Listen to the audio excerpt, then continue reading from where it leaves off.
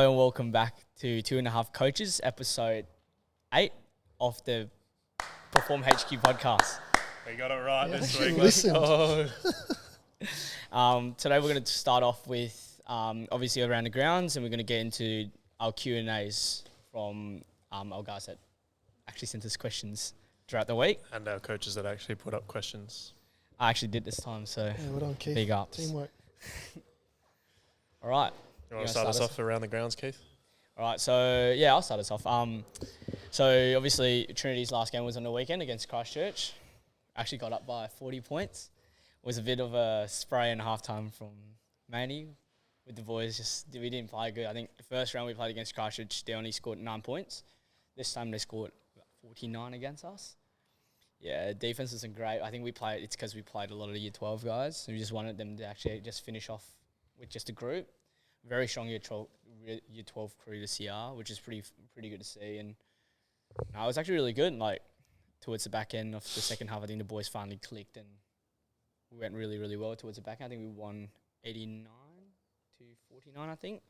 And ET, shout out Ethan Turner, taking possibly the mark of the year. So he's only about 5'2", but setting the guy's shoulders. Actually shorter than you. No, he's actually the same height as me. But yeah, that's all from my Not end. with those TNs on though. Oh, what are your thoughts on TNs? I was actually going to ask as the first question. Question. What are those? Well, everyone's hating on TNs. I'm just saying. If anyone can't see, if they're listening not via the video, Keith's got your a foot up road a bit pair of higher. footwear today, and we're not sure what path he's going down, but we'll keep an eye on him. If we suddenly start having an exponential rise in equipment, you know what? The special water. Anyway. Your guys, Isaac? Yeah, Basie went down on the weekend, which was tough. I think it's a bit of a... It's hard one to get up for when you know your season's done. Yeah. But, yeah, we got pretty well pumped. And credit to Soaks. They played incredibly well. They're finding their form at the right time. And special shout-out to Ethan. On the other side. On the other side, one of our athletes. Mate, I got to ask him the question. I'll ask him when he comes in this week. But he scores a try. Well done. And he gets up and he just jumps in the air and he throws every limb in every direction. He's just so excited that he scored the try. Like, he didn't know what to do with himself.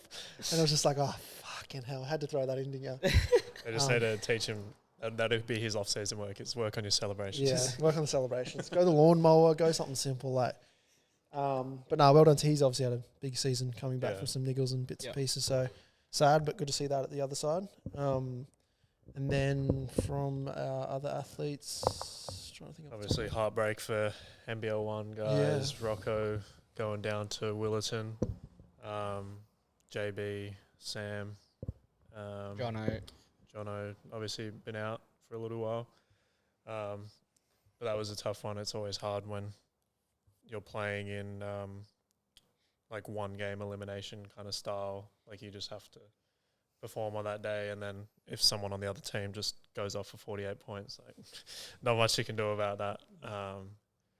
But credit to Willerton as well, though. They obviously Marty went off for 48 that night, and then they had to go up to Jarrow on Saturday, back it up, beat Jarrow in Jarrow, which is probably one of the toughest stadiums to play in WA.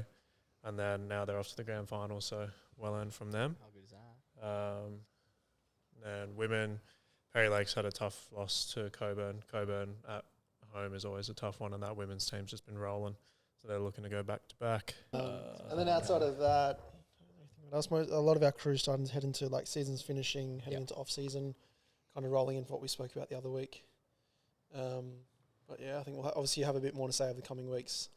Like Union and Leagues, they got one more round and they got finals from the week after. So interesting to see how that all pans out.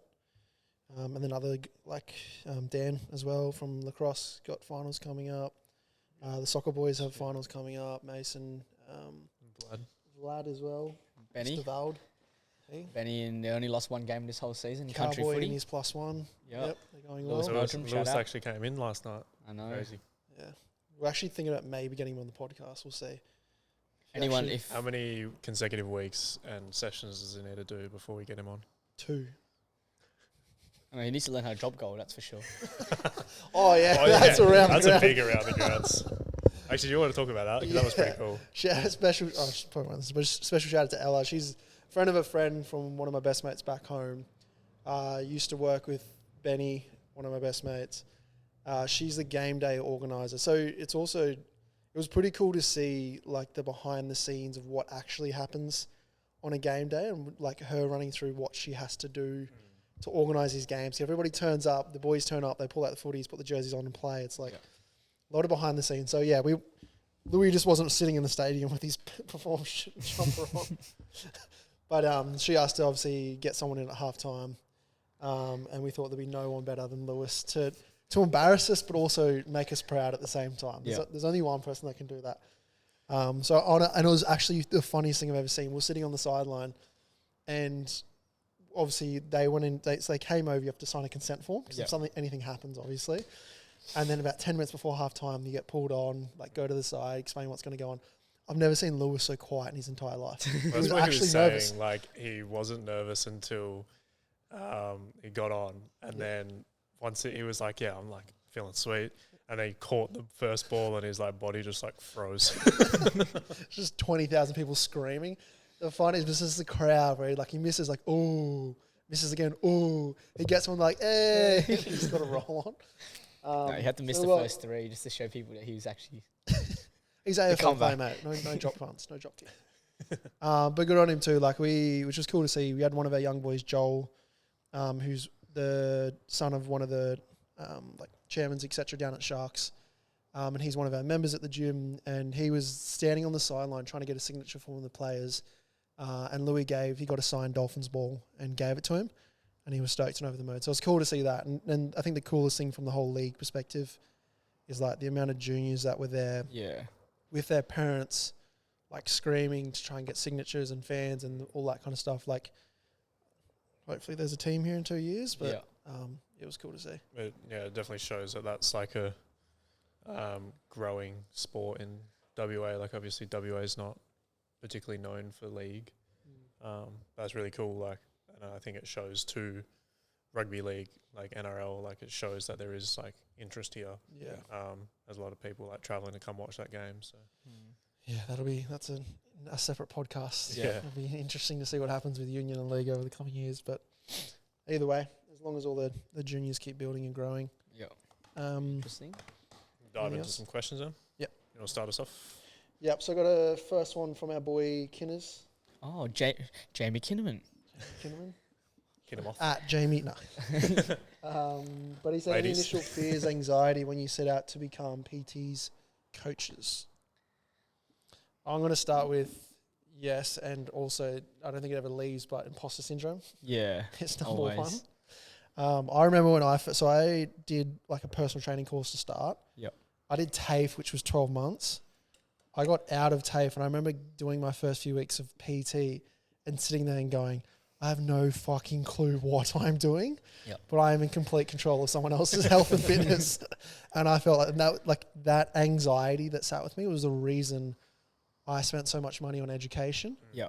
To then, I don't want to feel like that again. Literally, I think I'm still trying to get stuff. Yeah. But like it took years of education to get rid of it. But I think for me that was, 100%. I just remember those first 3 or so months, like training people, talking to people, but then also like designing programs, writing fitness programs, and I'm like, I have no fucking clue what I'm doing, which was pretty scary. But you invest in your education, you can clear that up. Yeah. Well, for me, it's the same thing as well. But obviously, could talk to anyone. Could literally talk to myself, to be honest, if I really wanted to. I've actually seen you talk to a people. But on a Sunday night. I think talking to people is easy, but educating them is the hardest bit. Like you said, like getting educated, obviously by you and just through Perform in general, really helped my confidence a little bit, especially when you first start. Just like you said, like imposter syndrome, you don't really know much that's around you, and you start learning little things, and you can start like picking up on stuff and just re-educating yourself on certain things, and obviously leveling up each year as well makes a big difference. And now I'm pretty good at talking shit. Oh my god! Fucking hell. Someone's gonna bring the energy today. I think what was the question? Any initial fears and anxieties when you set out to become PTs coaches? It's like when you're first starting, because I think that like it's a good question where like there's some people that think about becoming coaches. Obviously, it looks nice on the outside and there's a lot of work, but like the initial fears and anxieties that we had maybe when we were starting or thinking about it all. I think I was pretty fortunate. I didn't have that like when I was starting. Like obviously still had the imposter syndrome and all that kind of stuff, but like from the fear and anxiety point of view, like I started coaching, I did a prac at a gym, and then just before I graduated, they offered me a job. So I started working there, and that I had a bit of security that I was like still at uni, so there wasn't like an expectation to be like making a lot of money. Like, you know, like a lot of people, like they just dive into this and they might not have that. Like I've been very fortunate to have the support of my family as well. So that pressure's never been there quite as much. But like if that financial pressure's there, that can obviously like the anxiety and fear around that. So I think I was very fortunate to have that backing. But then definitely as I went on, like I think you have like that, there's that Dunning-Kruger effect, where it's that like initial, like you know enough, you think you know everything. Yeah. And then you learn a little bit more and they're like, holy shit, I know nothing. So I think once I got over that curve and I was like in the valley of despair, as it's called on the graph, I was there for a long time. I'm still there. I'm fucking around both of you.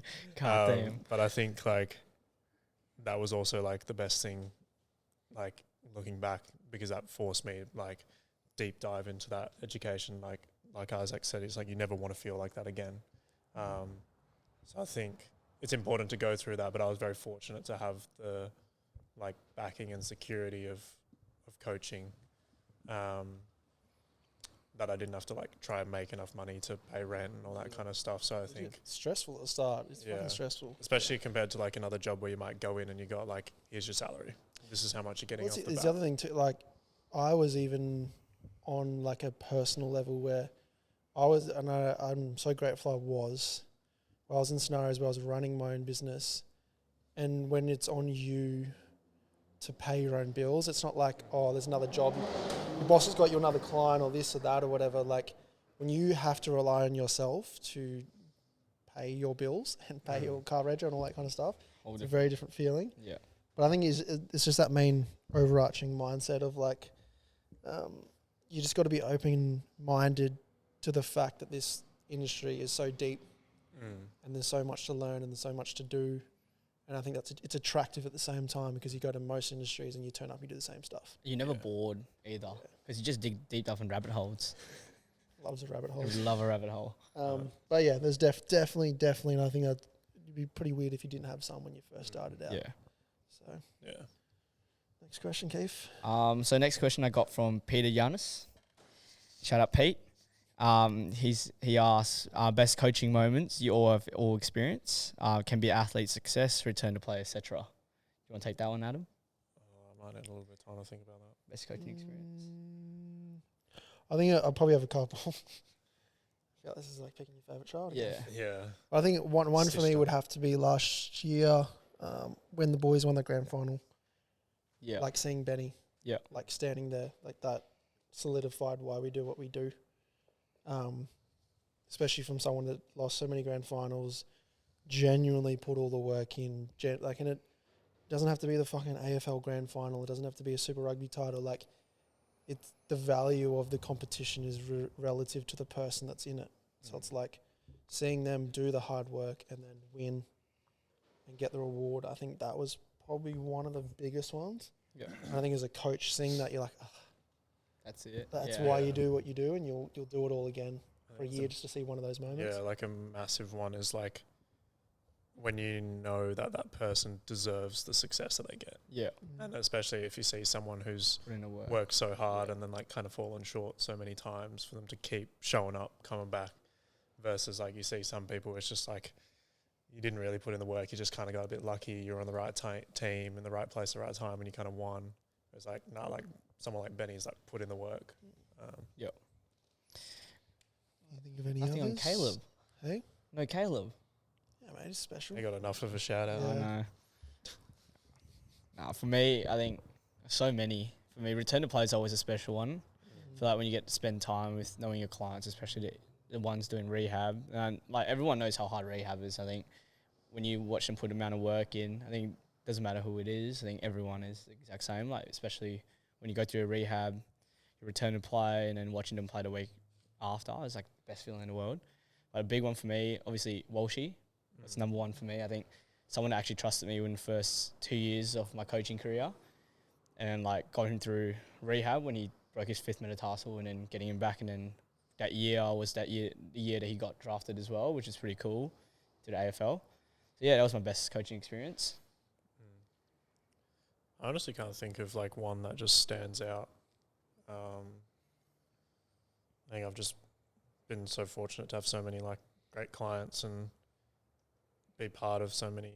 I think like you said, like that return to play is like pretty special. Like seeing someone come back from a big injury. Might just add one while you're thinking, Yeah. because I think Benny's obviously an over one, but I think from a coaching perspective, I would probably have to say Jack. Seeing Jack play Jack that first Hardy. game after 3 ACLs. Batman. He is Batman was a different mindset. Batman with, Demon Batman. 3 ACLs. But that would probably be beyond. And then it's like, you can't really, it's not necessarily obviously it is the person's a big point. We're not like picking people here, but like, I think it's just the process that he went through to go through 3. And then like one of the big ones for me too, like I remember the week before he was meant to play, he had a little bit of a flare up on the Friday night. Yeah. He came in the gym on the Saturday morning, and Crystal, one of the who was a physio at the time, came in, saw him and was like, nah, it's not worth it. I literally remember seeing him like, maybe I can't say, but like seeing him in tears literally walk out the door. And I remember trying to talk to him, and it was just like glass shield, and I just knew how much it meant to him. And then the following week to go through all the process, just not give up, keep going, and then get on the field and play. And then end up getting to where he's obviously got one of the jerseys on the wall as well for us. And like, beating Basie as well in his first game back. Yeah. Absolutely dominated that game. And that was actually I think we won by 2 points or something. Yeah. That was a huge game. Absolutely dominated that centre. But that would definitely be one of the ones up there, just from like an inspiration just to everyone and any of the return to play crew. Yeah. I think for me it's like it's not just one moment that I can pinpoint. Like nothing's coming to mind at the moment. I'm sure I'll pick favourites. Listen back and I'll be like, oh shit, I forgot about that. But I think like the biggest one for me has been over the course of the last couple of years, like seeing the culture and the friendships and everything in here. I think that's just been massive. Like we've spoken a couple of times, but particularly for like the younger girls, like I've coached quite a few of the younger girls now, and like the hesitation to come into the gym at the start is like always massive. Once they get in here, like they get the environment, get around it, get amongst each other, and then you see them supporting each other, and you know they're organising, teeing up times to train together. Yeah. Not always the most productive training sessions, but I think that's been huge just to see that environment evolve over time. And as much as like, you know, winning the championship and all that kind of stuff is like the day-to-day, like what's so cool about our job is we get to hang out with like some amazing people who share their stories and their experiences. So for me, like it's... I thought that was your best experience, meeting me in here. Yeah, true. That first day on the couch with Keith. Yeah, at the seminar Isaac ran, and then meeting Adam on the couch. We call it the casting couch now. Man, best day of my life. Okay, next question. Oh shit. Kind of leads nicely on. So Brady Deaton asked, "Who's been the biggest influence on your coaching?" I'll start, Isaac, with your plethora of influences. Jesus. I've been stupidly lucky. Obviously, the first few jobs that I worked, I had a couple of mentors through there, and they were like massive to the point where they still influence what I say and do, and how I approach things and the way I learn and everything like that. But I think I'm probably have to say one of the biggest is probably Jordan. Shallow. I think the muscle doc. The muscle doc. Shout out muscle muscle. doc. Definitely listen to it. Definitely listen to the podcast. But I think from his perspective, the way he learns, I always get super inspired by the people, and then obviously I had an older mentor as well, was the same, where like there's genuinely no roadblocks and there's no hesitation in what you can learn. And by watching these two and what they know, when you see it in front of you, you're like, I can learn anything. Yeah. Whereas most people will look at these people and go, oh, that's like they're a genius. They know la da da. It's like it's because they're so passionate and driven in what they do. I think he has got to be the number one, especially from that anatomy standpoint. What he opened The mindset tangent's crazy on him. Like, he just goes on like little spurs. Those Like, lectures are crazy. But yeah, he'd be for me for sure. you want to go? I think Jordan would definitely be up there. That pre-script course, level 1 and 2, is like probably one of the first big continuing education I did like post-university. And that was like in the however long, 8 weeks or whatever that level 1 It was goes initially for. 8 weeks, yeah. I remember just being like, I just learned more in 8 weeks than I learned in 3 years. Yeah. Oh, at uni. Like, Holy. so I think like that So was much huge. cheaper too. Save someone money. The foundation. Don't say that. The Well, it's cheaper foundation than of going that. to uni. I mean, Isaac just re-enrolled, mate. Oh. No, not re-enrolled. Enrolled for the first time. Shout out Isaac. Shit, shut up, Isaac. You peak when you're 30, I'm telling you. Literally, I'm telling you. Is it biological age versus chronological age, is it? Yeah. Something like that. The mindset. 21, man. I told you I'm 21. You'll just be hanging out with all these fresh 21-year-olds first year of uni. Oh, man. You'll be that mature age If student. I see another kid, I swear to God, I'm fucking quitting on the spot. You're going to find someone that's Hey, exactly. man, can I come work for you? No. But back to the topic. Yeah. Jordan Shallow would definitely be up there. But I think in the more recently, Angus Bradley's been like huge. Good boy. My boy. Your boy. I think he's definitely listening to this. Fashion influence is number My one. fashion influence number one. I think like it's always the progression of your learning. Like I remember learning about in level 2, learning about like the rib cage and all the breathing stuff, and that not going over my head, but I was like, oh, how do I apply this? And then when I was doing Angus's mentorship, that kind of like brought that all together. So like without having learned everything I learned from Shallow, then I wouldn't be able to take in as much as I did from Angus. But I really like how Angus approaches like the industry as a whole, but how he approaches his coaching, and how like you see a lot of people just go like real deep dive into different rabbit holes, and then you kind of like go like, oh, does that even matter? Like what actually matters towards our athletes at the end of the day? And one big thing that he talks about is like your worldview as a person. And I think that was like huge. It's like you get so caught up in like knowing the nuances of all the ins and outs of like S&C or, you know, different biomechanics and all that. But it's just like, where does that fit into how you view the world as a whole? And then he talks a lot about getting outside of the S&C industry, outside the health and fitness industry, and learning from other industries, because our industry as a whole is quite like primitive. Like it's only really been like around. That's a gentle way to say it. It's only been around versus like mathematics has been around for hundreds of thousands of years. Like business has been around for a lot longer, and there's so many parallels and lessons that we can learn from that.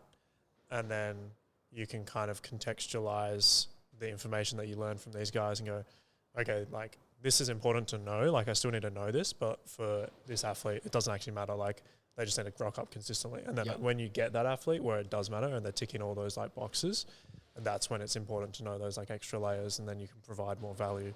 But so many people get like Jenny from accounting, and you go doing all these like breathing drills, and it's like, she just needs to come enjoy the gym. Like, you know, like knowing where everything fits into for the athlete or the client, I think is huge. And Angus definitely refreshingly like puts that forward.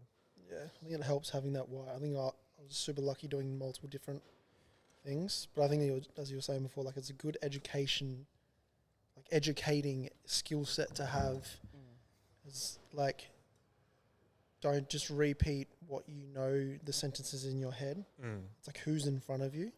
And he has that great ability where it's like you can see this person might be a bodybuilding PT and this person might be an S&C, and this like how do they process information, how do they get education in, and then regurgitating that out to their language.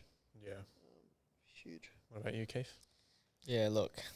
Whatever your most recent rabbit hole is. Yeah, too many rabbit holes recently. Well, as of late, but I think the one that actually sparked me actually wanting to do this full time and actually wanted to do this for a while is probably both of you. I think a bit of a weird one, like going through dads.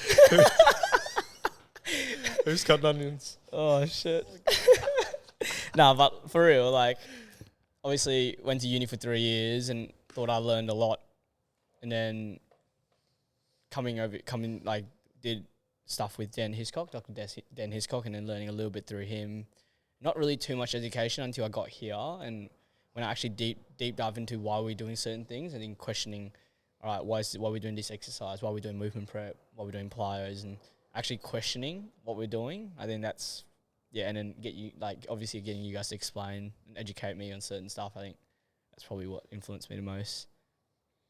That's very cute. Thank you. No worries. Thank you, Dad. Paid him to say that. I think we're back to me now. Back to you, yeah. This one's good. From Brandon White.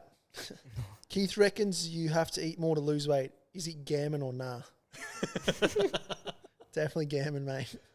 I reckon this is actually a really good question. So we don't have a whiteboard in front of us, but from like an energy input, energy output perspective, this is a really interesting process, and I actually learnt this through bodybuilding. Yeah.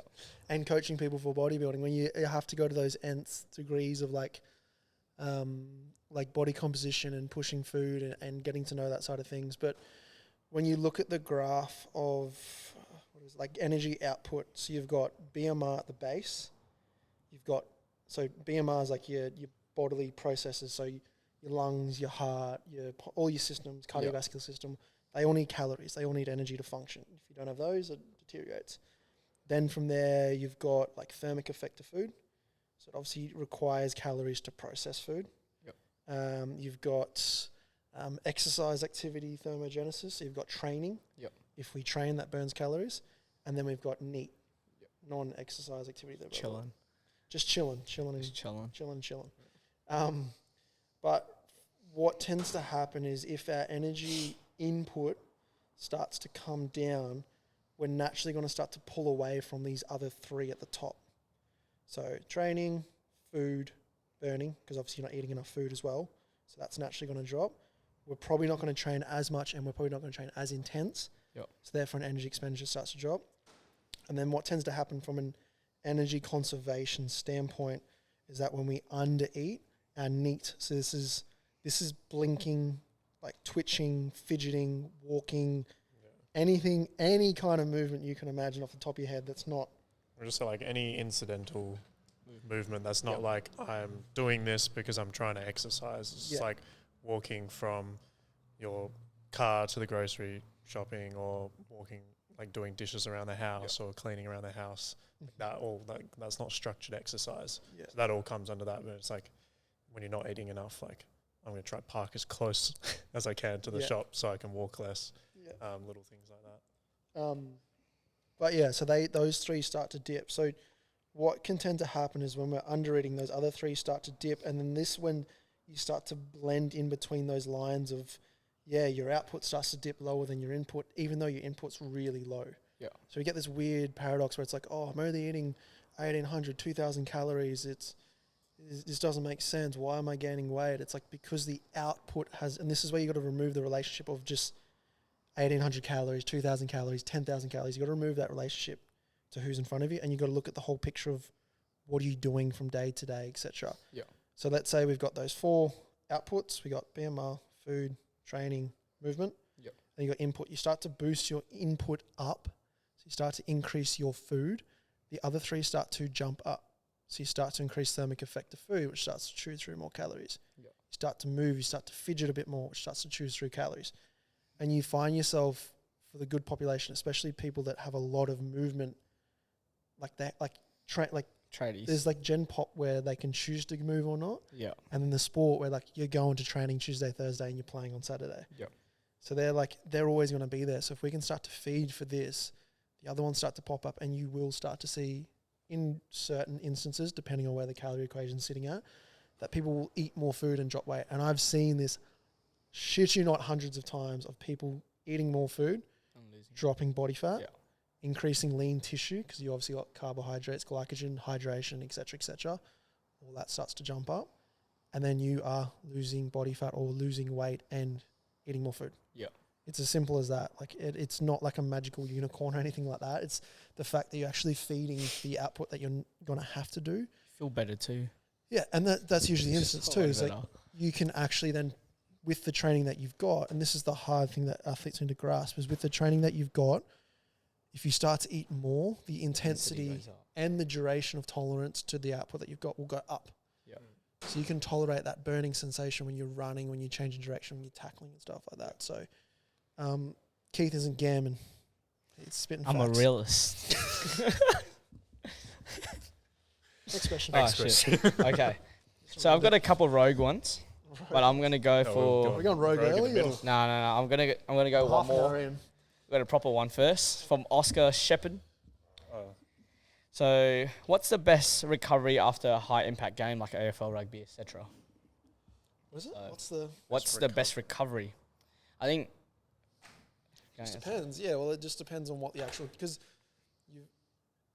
Okay, so we have stress and we have recovery. Yeah. It depends what's being stressed.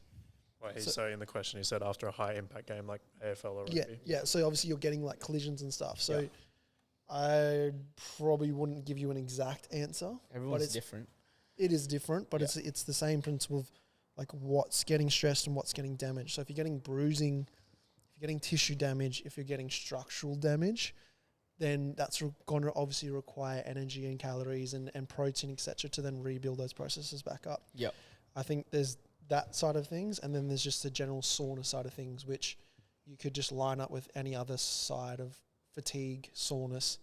I don't think it's the fact that it's just a collision, but it'd be the same thing. Like, what do you need to do? Is it a movement perspective? Is it a contrast therapy perspective? Like, is there anything that can help mitigate that soreness? Because it's usually that lingering, like, my neck is stiff, my shoulders hurt, I got a cork in my quad, a few bits and pieces like that. Is there anything that you can do that maybe is going to help with that? But yeah, I don't think there's anything particular from a collision perspective that I can think of. It's a bit of a hard one to kind of give you the exact answer. I think everyone's a bit different in terms of the best recovery method. Like, I know working with the crew this year, with the boys that play AFL, like some of them, like they all love going for a cold dip in the morning because it makes them feel good when in the water moving around. That's just movement. And I think some of them like doing mobility, like actual mobility session, and some just don't feel like it because it's too sore to move. So I feel like it's all dependent on the person. If you trial it out, you don't like it, then at least you know. It's the same recovery. Yeah, it's like same. Yeah. Yeah, I think the biggest one is just getting enough sleep. Oh, food. Eating enough, sleeping enough. Same as what we talked about back in that recovery podcast. It's like take care of those big rocks, and you probably feel pretty good. Yeah. For the most part, and then if you need to go anything more specific after that, then you can dive down that. Yep. Go. This kind of ties in nicely. Hugh Kawamura asked, best athlete training split in season. Arnold split, 100%. Push-pull legs. Chest on Monday. Chest on Back Monday, and bi. International Chest Day. Buys on Tuesday. Yep. Legs on Wednesday. Yeah, furthest away from game day when you're feeling good. I think Nah. I think to answer this seriously, I think like obviously those training splits and everything became popularized from like a bodybuilding perspective, and a lot of the training principles like periodization and all that kind of stuff. I've got to remember this. All these things come from like powerlifting, Olympic weightlifting, bodybuilding is like the foundations of a lot of the training principles. And that doesn't necessarily always apply to sport where you've got to compete every single week. You got trainings multiple times a week, like factoring all that in. So I think it's less of a case of like a split for an athlete. Like there's going to be so much more context that goes into that. Yep. So there's going to be what days are you training? What's your training age? What's your training history? What's your injury history? What time do you have available? Like, are you working full time? Are you studying full time? Are you at school? And then you're having to train on top of that. So where does training fit in? So I think it's like what we talk a lot about is like consolidating your stresses, trying to actually have rest days, high days, low days. So I think the concept of high days, low days, rest days is going to be far more valuable than like training split. Yep. So rather than thinking, but then you can use that lens of a training split to tie in with the high and low days. So like a low day might be a bit more upper body focused if your sport is very heavy on the legs, and then you have like your leg training on a day where you already got high load on the legs, so you kind of consolidate all that stress. There's lots of different ways you can go about it, but did you want to speak more on how you would approach that? No, I think that's pretty much it. It's just that you just start to think about the concept of the day as a whole and what stresses are going to happen. So like for an example, like you might have Sunday as an off with a bit of mobility. So let's say it's game day +1 or whatever it is. Yeah. Then on the Monday, depending on the person, because I have some people on the Monday that just want to get in and hit the gym. Other people that resent the gym and want to just do some mobility. So like what I'll do for some of the crew, especially some of the rugby crew, where it's like I'll give them a bit of like a resilience day. Yeah. So we're trying to tick off a little like some long ISO holds. We're trying to do ISOs. other bits and pieces like mobility and that. And then I'll just give them a little upper body pump at the end. Yeah. They walk out feeling good. Jacob Phipps loves his upper body hypertrophy at the end of Chest Mondays. looking big recently. And then on the Tuesday, you've got the opportunity pre-training to do some gym work. Yeah. So like ideal, you might hit your strength work on that Monday, depending on what's happening in your team training. Yeah. Ideally, we have the Wednesday off, or you do something different. It might be off-feet conditioning. It might be whatever it might be. If you need a top-up on that week. Thursday, you might hit a bit more uppers dominant on the before the team training, which is usually a little bit cruisier. Friday or Saturday could be a primers and some power work, and then there's your split for the week. Could be something like that. But it's, again, you've removed that thought process of, because it could be like Tuesday, whatever it is, could be a full body, but we're going to push higher stress in the lower body and lower stress on the upper body and prep our shoulders for the contact that we're about to do on Tuesday training. Yeah. So you remove the concept, like if we're designing a program there, we don't think about lowers, uppers. We think about what is obviously the body part, what is the stress, and then what are they doing around that. Yeah. So then we're preparing them best for those sessions, or like you said, we're matching those stresses together. So then rather than it being moderate on a Monday, high on a Tuesday, high on a Wednesday, it's moderate to low, high, and then low. Yeah. So then our nervous system, our entire system has a chance to just unwind, switch off, and then we can recover. Sweet. All right, next question we got. So this comes the fun one now. Got one from Kobe Harbrow. So what is Keith's true height? We should have asked this first. I know. I'm just saying. How tall are you with your TNs on? With my TNs on 5'7", on a good day 5'6", without shoes, 5'5". I'd have to get a measuring tape out. No, actually, one. Apparently, one of the boys asked if you could be the high jump coach for Aths at Trinity. Oh mate, light work. Easy. I think easy. Okay, So I can just jump over you. Oh, whoa! I'm not that short. Damn. Actually, yes. somewhat. No. Oh. No, Reckon I think could get over you. actually got asked to be a sprints coach this year. Oh, did you? Yes. That's that. They saw that 38 k's an hour and catapult. In his car. In my car. I actually hit 34. Think, what'd you hit? Hey? What's your top I think speed it's recently? 34.5 or something. No, it's not. It's like 32. Bro, it was like 35. I think I saw like a 40 at one point too. That was when you left it on when you left in the car. No. I was just, No, that's I me. was running next to the car. I'm just saying I'm quicker than Jacob, and Jacob's been training all year. And I only train like once every 2 weeks. Too much upper body hypertrophy. Secret, mate. Top heavy. All And, right, last question for Isaac. Oh, Oh, you go. I got one. I'll add another one from Charlie Watson. When's your growth spurt happening? Well, I'm still waiting. I was telling the boys this. You know how when when I was like year 7, Terry. So Terry's Terry's like 6 foot. 10, He's 6'11". he's nearly 2 meters. Me and him No, used to be more than 2 meters. Oh, he's more than 2 Yeah, meters 3, now. mate. It's close to the So me and him used to be all the way in the back of the class because I hit my growth spurt pretty early at like 11, 12. I used to be all the way in the back of the class, and then throughout the years, in a group photo, it started going down, down, down, down. Became the first one, baby. Number 1. And number 1. You were definitely doing gym too early, weren't you? Just stunted that Yeah. growth. Yeah, stunted that growth. That's crazy. Well, I didn't start till I was year 10. Everyone went through the bodybuilding phase. Stop the gym. Stop the gym. My spine was compressed. Let's do some dead hangs, bro.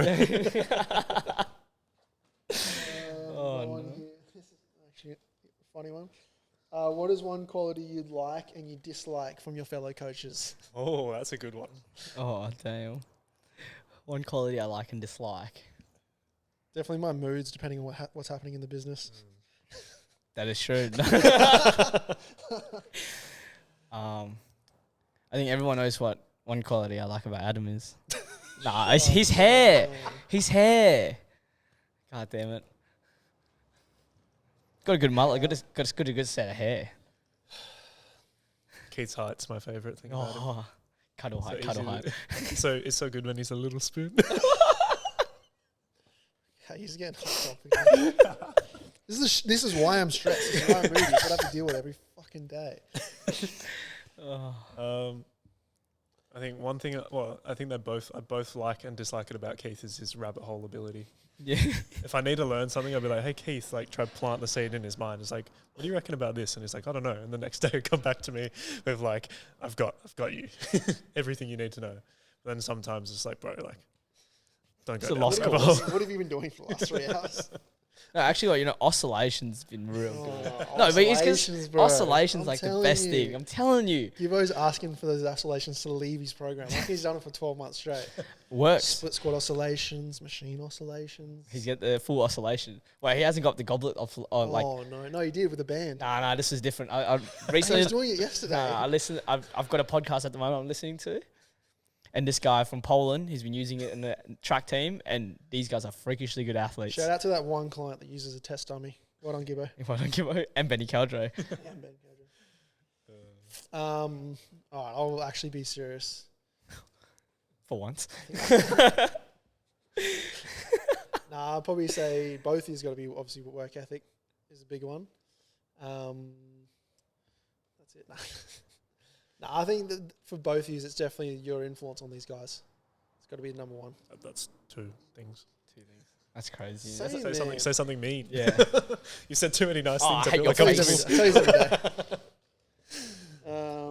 Keith is definitely his ability to stay on track. You have no idea what it's like to try and run a team meeting, and you will be talking and halfway through a conversation, and then just, oh yeah, oscillations. Like I was just reading this paper about, and I was like, man, let me talk. That's fair enough. I'll take that. And then Adam's just like, you'll just be walking in the gym on a Sunday and you see some fucking cartwheels just rolling past. That's about it. I think JV sent me your thing and gone, what the fuck is this? And I said, the new combine's got some obstacle courses you guys aren't ready for. Last question. Oh, shout out Oscar Shepparton again. Good question. One piece of advice for kids wanting to go pro in their sport. I think Ask a pro.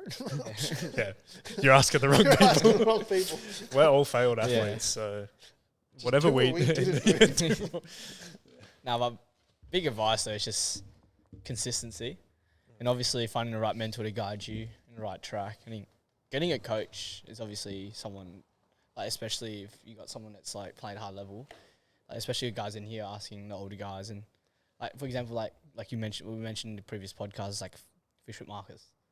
So how to get better at your craft, exact same position, asking them about skill set, but not just physically getting better, but like actually learning the game, watching film, figuring out what you need to work on. Like this is a perfect time off season. We talked about in the off season podcast. It's write down the stuff that you did really well this season, write down the stuff that you didn't do so well, ask the questions to the coach what you need to work on, and that's how you're going to get better. Because in a sport, like you can get physically good, you can get really strong. But at the end of the day, you got to play the game. If you're playing footy, physically strong and you can't kick a ball, there's no point being out there because majority of the time you're going to have to kick a ball. So, That is essential in AFL. yep, there you go. And handball. as Lewis knows. Yeah. I think just like talking to Benny, spoke to Jono yesterday, talking to a few boys. I've asked that question a fair bit. Like, what's your one piece of advice to like the youth crew? And I think it's a corresponding theme where it's like, A, get help. So like find mentors, like you've already said, get help, get assistance in what you need to do. B, understand, like ask this question. I was lucky enough to go on and do that high performance talk to the Trinity. Trinity have a class in year 9 that's high performance class. Yeah. Again, they don't realize how lucky they are. And I was like, all right, who wants to be a pro athlete? And 90% put their hand up. And I was like, all right, how much of you actually realize what you're going to need to do to get there?